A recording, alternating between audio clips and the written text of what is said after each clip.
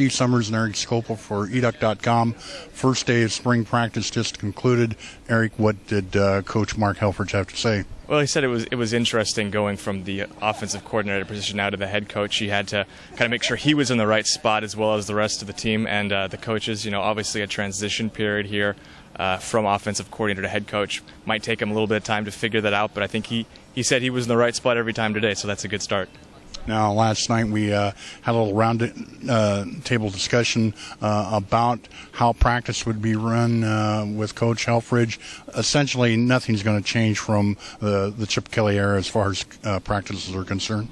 Practice is still closed. Also, will not discuss injuries, which was a staple of Chip Kelly's system here at Oregon. Not a lot of changes.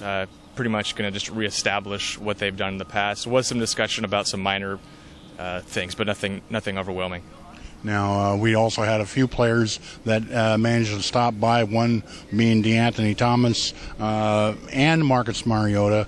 Both looked physically a little bigger and certainly looked more the part of the leaders.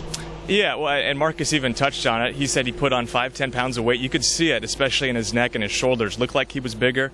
Both of them were clear that they put on a little bit of weight, but had retained that same speed and explosiveness that makes them such good players.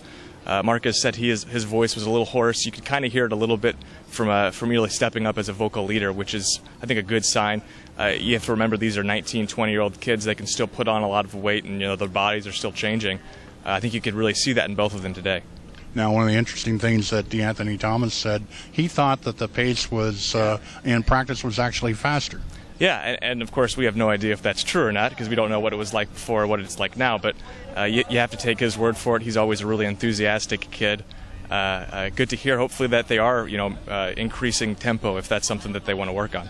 Well, and also that he didn't really notice any changes at all in the new coaching with the new coaches. Yeah, absolutely. He did say that things didn't seem any different. And, he was kind of asked. He said there was a different vibe about it. He said it had more to do with just the excitement. I think they're all really excited to get started here with the new with the Helfrich regime, if you will. So it'll be interesting to see how that progresses. Well, you're going to be here for all the post-spring practices reports. I'll be back to talk to you then in about a week. So until then, for Erik Skopil, I'm Steve Summers for Educ.com.